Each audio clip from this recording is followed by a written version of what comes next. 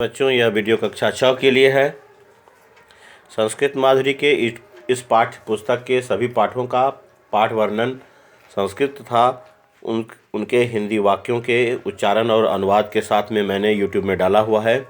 उसे आप क्रम के अनुसार से पाठ के अध्यायों के वर्णनों को देख सकते हैं, सुन सकते हैं और उसके अनुसार से आप अभ्यास करेंगे। पाठ के इस वीडियो में मैं अब जो है वह पाठ के प्रश्नोत्तर को डालने जा रहा हूँ। वर्णन के साथ में वह प्रश्नोत्तर होगा। अभी तत्काल मैं इसमें 2 वीडियो डालूँगा। प्रथम पाठ और द्वितीय पाठ के प्रश्नोत्तर होंगे और दूसरे वीडियो में तृतीय पाठ और चतुर्थ पाठ के प्रश्नोत्तर होंगे। तो पाठ का वर्णन डाला हुआ है पूर्व से ही, तो आप इसमें देखेंगे। पहले पाठ में जो है वह है प्रथमा विभक्ति यानी कर्ता कारक। जिस वाक्य में कर्ता हो और क्रिया हो, इसके अलावा कोई दूसरा शब्द ना हो, तो क्रिया का सारा फल कर्ता पर पड़ता है। ऐसे वाक्य को हम लोग कर्ता प्रधान वाक्य कहते हैं। तो लघु वाक्य का निर्माण जो है शुरुआत वह आपकी इस 6ठी कक्षा में दिया हुआ है। उनके यह वर्णन है। प्रश्नोत्तर में आते हैं। इसमें उच्चारण है। उच्चारण के लिए कुछ स्टेप्स हैं, उसे ध्यान में रखेंगे तो उच्चारण आपके लिए आसान हो जाएगा। जो भी दिया हुआ है इसे बोल करके पढ़ेंगे और इसे लिखने का प्रयास करेंगे और लिखते वक्त भी बोलेंगे। मेघा वर्षन्ति, बालौ क्रीडतः, कन्या क्रीडन्ति, हे आचार्य, हे गुरुदेव, हे रमे, हे कन्ये, हे महिला, हे राहुल। इस प्रकार से इसे बोलना है सिर्फ। दूसरा नंबर है वह चित्र के अनुसार से उन वाक्यों को पूरा करना है। चित्र के अनुसार से उसे पूरा करेंगे तो इसमें जो चित्र में है वही उसमें लिखना है। एषः मतलब यह, तो कहते हैं एषः बालकः। दूसरा है फल, तो उसमें लिखेंगे फलम। वह इस प्रकार से होगा। वह है एतत् फलम। इसके बाद जो है चित्र नीचे उसमें है बहुत सारे फल दिए हुए हैं। इसके लिए लिखेंगे एतानि फलानि। इस प्रकार से लिखेंगे। इसके बाद एक बालिका का चित्र है, उसके बगल में लिखा हुआ है एषा, तो उसमें लिखेंगे एषा बालिका। 2 बंदरों का चित्र है, उस जगह में लिखना है एतौ वानरौ। उसके बाद है लताओं का चित्र है, उसमें लिखना है एताः लताः। इसके बाद जो है लिंग के अनुसार से शब्दों को अलग अलग करके लिखना है। कोष्टक में दिया हुआ है शब्द, उसे पुल्लिंग, स्त्रीलिंग और नपुंसक लिंग में अलग अलग करके शब्दों को लिखना है। तो अह, औ, आह, आ, ए, आह और अम, ए, आनी के मात्रा के अनुसार से इन शब्दों को जो है वह एक साथ में पुल्लिंग वाले एक जगह, स्त्रीलिंग वाले एक जगह और नपुंसक लिंग वाले एक जगह लिखने हैं। इसमें पहला शब्द है बालव। जो बालव पुल्लिंग का शब्द है वह पुल्लिंग के खाने में आएगा। इसके बाद है कमलानी। तो कमलानी जो है वह नपुंसक लिंग का शब्द है, तो नपुंसक लिंग में जाएगा। इसके बाद है मालाकारः। तो मालाकारः वह भी पुल्लिंग का शब्द है, वह पुल्लिंग में आना है। मेघा यह भी पुल्लिंग का शब्द है, तो पुल्लिंग में आएगा। रमा स्त्रीलिंग का शब्द है, स्त्रीलिंग में लिखेंगे। महिला यह भी स्त्रीलिंग का शब्द है, स्त्रीलिंग में आएगा। कन्ये स्त्रीलिंग का शब्द है, स्त्रीलिंग में आना है। फले नपुंसक लिंग का शब्द है, नपुंसक लिंग में जाएगा। इसके बाद ऐसा पहले ही पूर्व में ही इसमें लिख चुके हैं, तो ऐसा को छोड़ करके उसके बाद ऐसा पुल्लिंग में लिख लिए हैं, तो ऐसा स्त्रीलिंग में लिखना है। इसके बाद है एतत्। तो एतत् नपुंसक लिंग का शब्द है, नपुंसक लिंग में आना है। वृक्ष यह पुल्लिंग का शब्द है, पुल्लिंग में आएगा। पुष्पम नपुंसक लिंग का शब्द है, नपुंसक लिंग में आना है। और पत्रम यह भी नपुंसक लिंग का शब्द है, नपुंसक लिंग में आएगा। इसके बाद है माला, यह स्त्रीलिंग का शब्द है। तो इस प्रकार से अलग अलग कोष्टक में बना करके इसे भर लेंगे अच्छी तरह से। सुविधा अनुसार वीडियो को रोक करके आप लिख सकते हो। इसके बाद है चौथा नंबर, जिसमें बहुवचन में जो भी शब्द लिखे गए हैं उसके बहुवचन रूप को लिखना है। स है तो तौ के बाद ते लिखना है, ते बहुवचन का शब्द होता है। सा है तो ता होगा। एतत है तो एतानी होगा उसका बहुवचन। बालका है तो उसका बहुवचन बालकाः। बालिका है तो इसका बालिकाः, विसर्ग लगा देंगे। इसके बाद है भो छात्र, उसका भो छात्राः। इसके बाद 6 नंबर में है हे बालिके, हे बालिके का हे बालिकाः। हे महोदय का हे महोदयाः। हे रमे तो हे रमाः। उसके बाद है फलम का फलानी, बहुवचन में आएगा। इस बार समानार्थक शब्द यानी पर्यायवाची शब्द, समान अर्थ से मिलता जुलता शब्द कोष्टक में दिया हुआ है, उसमें से चुनकर लिखना है। पहला भरा हुआ है तो विद्यालय का पाठशाला लिखा है। उसके बाद का जो शब्द होगा वह बालिका के बाद में वह उद्यानम उसका सही शब्द है समानार्थक में। तो समानार्थक शब्द को उद्यानम को उसके सामने लिखना है। वारी मतलब पानी यानी जल होता है, तो जलम को उसके सामने लिखेंगे। जननी मतलब अम्बा माता, माँ होता है तो माता उसका समानार्थक शब्द है, तो वह माता को लिखना है। अध्यापक, अध्यापक का पर्याय इसमें आचार्य है, तो आचार्य को उसके सामने लिखेंगे। इसके बाद रिक्त स्थानों की पूर्ति जो है वह संबोधन पदय क्रियताम यानी संबोधन के पदों से करना है। जो रिक्त स्थान है तीनों वचनों के हैं रिक्त स्थान, उसके अनुसार से उसे भरना है। हे छात्र उसके बाद में लिखना है हे छात्रौ, उसके बाद में देंगे हे छात्राः। पुष्प है तो हे पुष्प, हे पुष्पे, हे पुष्पाणि। इसके बाद लता है तो लता में ध्यान देंगे, लता हो स्त्रीलिंग में जो संबोधन में होता है उसमें पुल्लिंग और पुल्लिंग की तरह वह एक वचन द्विवचन अलग अलग नहीं होता है। इसमें द्विवचन का ही शब्द एक वचन में भी प्रयुक्त होता है, तो कहेंगे हे लते, उसके बाद में हे लते, दोनों में हे लते और अंत में होगा हे लता। तो यह संबोधन में इस प्रकार से इसका प्रयोग करना है। इसके बाद 7वें नंबर में है वह चित्र को देखकर वर्षा काले के संति कर्तृपदानी लिखत। इसमें कर्ता के शब्द को लिखना है, कर्तृपदानी। तो पहला दो भरा हुआ है, एषः वर्षा कालः अस्ति, आकाशः मेघयुक्तः अस्ति। तो उसे इस प्रकार से लिख लेना है। और उसके पश्चात सूर्य का चित्र है और उसके बगल में रिक्त स्थान है, तो वहाँ पर लिखेंगे सूर्य न भासति। बरसात के समय में जब बादल से आसमान घिरा होता है तो सूर्य नहीं दिखाई देता है, तो सूर्य चमकता, तो वही कहता है सूर्य न भासति, सूर्य प्रकाश नहीं दे पाता है, चारों ओर अंधेरा लगभग छाया हुआ होता है, हल्की रोशनी आती है लेकिन सूर्य चमकता हुआ नहीं रहता है, तो इसलिए सूर्य लिखना है यहाँ पर, सूर्य न भासति भासते। मेघा गर्जन्ति, मेघ गरजते हैं। जलम वर्षति, जल बरसते हैं। इसके बाद चिड़ियों का चित्र है और उड़ता हुआ है, तो वहाँ पर लिखेंगे चटकाः कूजन्ति। दो बच्चों का चित्र है वह तो धावता लिखा हुआ है, तो वहाँ पर लिखेंगे बालकौ, बालकौ धावता। बालिके क्रीडतः, लड़कियां, दो लड़कियां खेलती हैं। मयूरौ नृत्यतः, दो मोर हैं तो मयूरौ होगा मयूरौ नृत्यतः। बहुत सारे किसान हैं तो उसमें लिखेंगे कृषकाः, कृषकाः क्षेत्रेषु बीजानि वपन्ति। सभी किसान खेतों में बीज बोते हैं।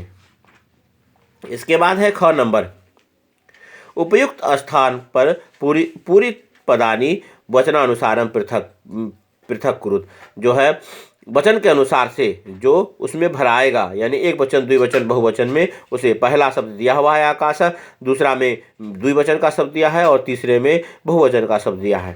तो इस प्रकार से होगा। आकाशः के बाद होगा आकाशौ आकाशाः।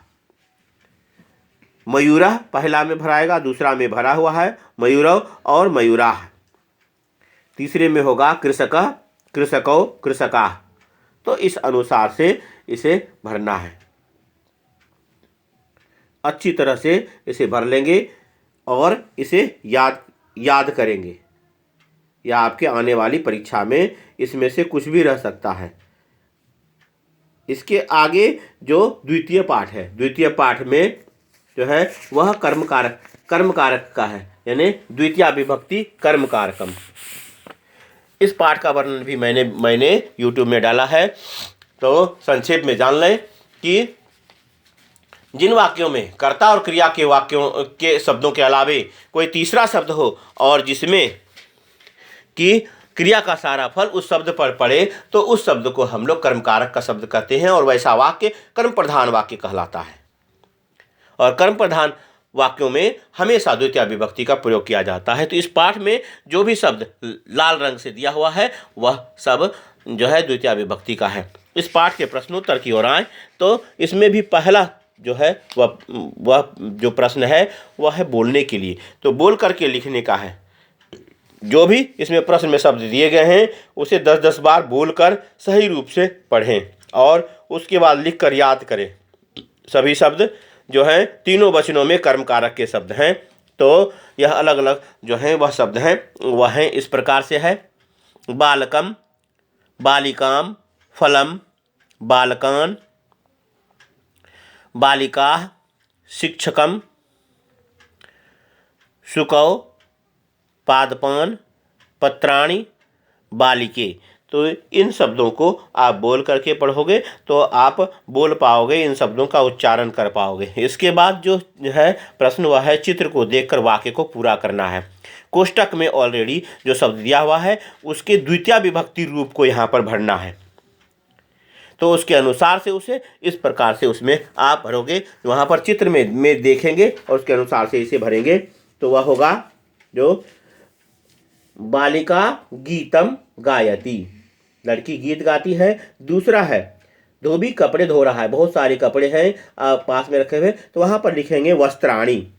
तो रजकः वस्त्राणि क्षालयति।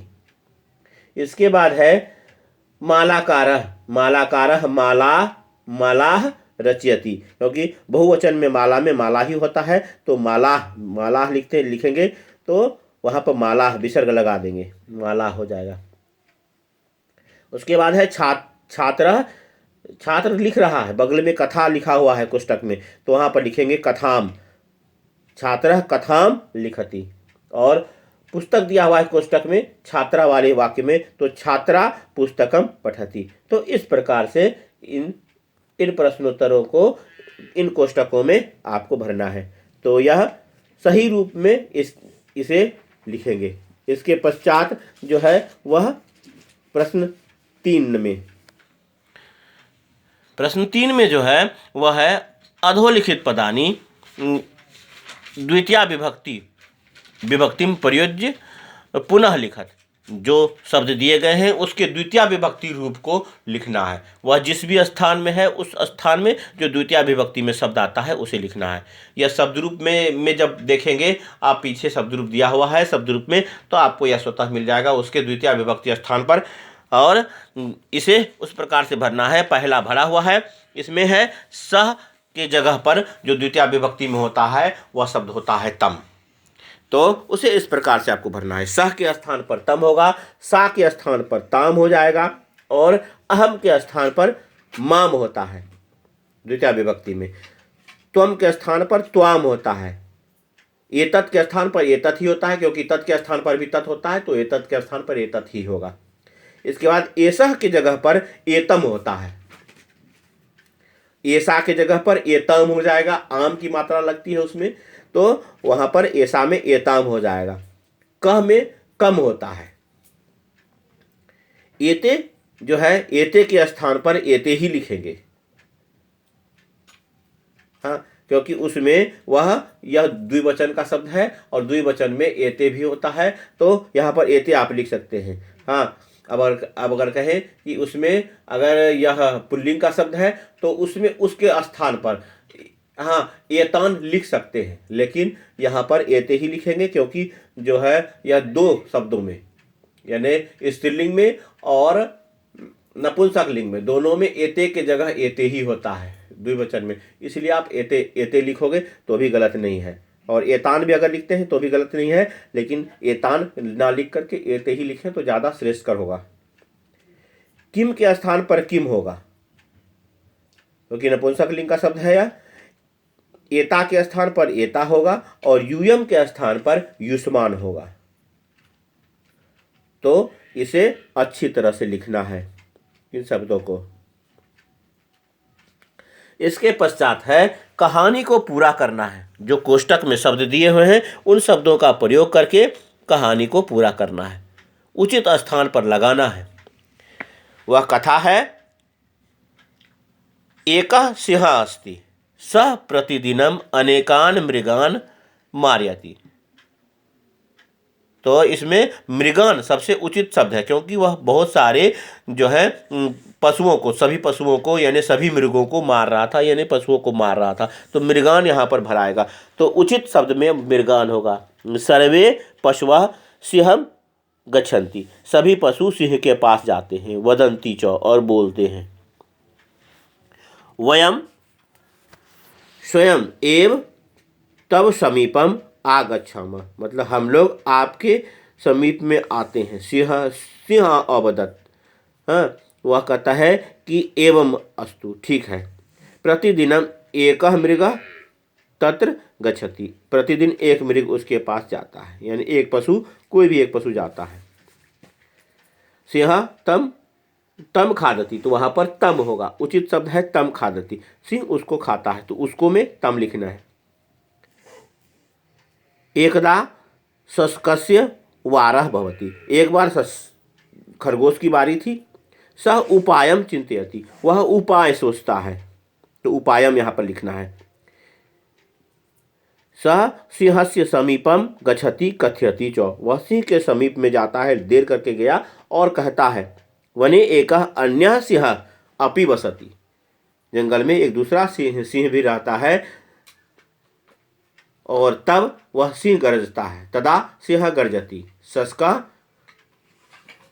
सिंह कूपम नयति, हाँ, वह खरगोश जो था वह सिंह को कुएं के पास ले जाता है। सिंह कूपे स्वप्रतिबिंबम, तो वहाँ पर स्वप्रतिबिंबम। सिंह कूपम नयति, तो वहाँ पर कूपम लिखेंगे, कुएं के पास ले गया। और स्वप्रतिबिंबम, तो स्व के बाद प्रतिबिंबम, अपने प्रतिबिंब को देखता है। प्रतिबिंबम पश्यति, सह प्रतिबिंबम अन्यम, तो वहाँ पर अन्यम भराएगा। अन्यम सिंहम अवगच्छति, वह प्रतिबिंब में दूसरे सिंह को समझता है। कूपे चौपतति, और कुएं में गिर जाता है। चतुरः शस्का विजयी भवति, और इस प्रकार से चतुर जो है वह खरगोश वह विजयी होता है। तो इसमें जो भराएगा, पहले खाली स्थान पर भराएगा मृगान, दूसरे में भराएगा पशुः, इसके बाद वाले में जो है भराएगा वह होगा तम, उसके बाद में उपायम, उसके बाद कूपम, तब होगा प्रतिबिंबम, और उसके पश्चात होगा अन्यम। तो इसे इस प्रकार से भरेंगे। और इसके बाद वाक्यों को पूरा करना है, जो कोष्टक में शब्द हैं उन शब्दों से पूरा करना है चित्र को देखते हुए। तो रामः, वहाँ पर लिखना है आपको फलम, तो फलम खादति, इस प्रकार से आप लिखोगे रामः फलम खादति। इसके बाद है रुग्णः औषधम पिबति, जो रोगी होता है, बीमार होता है, उसे रुग्णः कहते हैं। रुग्णः औषधम पिबति, बीमार जो है वह दवाई पी रहा है, तो वहाँ पर औषध लिखा हुआ है, तो उसका रूप होगा औषधम, अम की मात्रा उसमें लग जाएगी, तो औषधम लिखेंगे। इसके बाद है अहम पाठम स्मरामि, तो वहाँ पर पाठ के जगह में पाठम लिखना है, उसको बीच में लिख देना है पाठम। शिशु क्रीडनकम इच्छति, हाँ, बच्चा खिलौना चाहता है, तो क्रीडनक मतलब खिलौना होता है, तो क्रीडनकम वहाँ पर लिख देंगे। इस प्रकार से उसे लिखेंगे। इसके बाद है छठा नंबर, उदाहरणानुसार जो है वाक्य की रचना करना है। तो इसमें से ढूंढ करके सही वाक्य को उस प्रकार से लिखना है, जैसे जो भोजन शब्द को उठाया गया है और उचित शब्द को वहाँ पर सामने में लगाया गया है। तो माता भोजनम पचती, तो क नंबर में माता भोजनम पचती लिखा है। इसके बाद उसमें से आप सही शब्द को उठा करके उसके सामने में लिखोगे तो वह इस प्रकार से होगा। छात्रा है तो छात्रा के सामने में पुस्तकम लगाएंगे और उसके बाद में पठती लगा देंगे, तो वह वाक्य बन जाएगा छात्रा पुस्तकम पठती। ख नंबर में छात्रा पुस्तकम पठती लिख देंगे। उसके बाद है भक्त, तो भक्त क्या करता है, तो भक्ता देवम नमति, भक्त ईश्वर को नमस्कार करता है, प्रणाम करता है, तो भक्ता देवम नमति। शिक्षिका प्रश्नम पृच्छति, शिक्षिका प्रश्न पूछती है तो शिक्षिका के सामने प्रश्न लिखेंगे और उसके बाद पृच्छति, तो इस प्रकार से वह वाक्य में बनेगा। बालिका चित्रम रचयति, बालिका चित्र बनाती है तो वह चित्र की रचना करती है। तो इस प्रकार से यह अध्याय पूरा हो जाएगा। इसके बाद है तीसरा नंबर। तीसरा नंबर में जो है वह है तृतीया विभक्ति, यानी करण कारक में तृतीया विभक्ति का प्रयोग किया जाता है। जो कार्य को करने का माध्यम हो, जिसके माध्यम से कार्य किया जाए, उसके साथ में तृतीया विभक्ति का प्रयोग होता है। तो इसमें जो भी लाल रंग से शब्द हैं, इन सारे शब्दों में तृतीया विभक्ति लगी हुई है। एक वचन, द्विवचन, बहुवचन के शब्द हैं। इसमें यह टेबल जो है यह ऑलरेडी इसका वर्णन जो है यूट्यूब में पहले से डाला हुआ है। इसके प्रश्नोत्तरों को देखेंगे और इसके बाद जो है वह चतुर्थ पाठ के प्रश्नोत्तर को देखना है। तो यह भाग दूसरे वीडियो में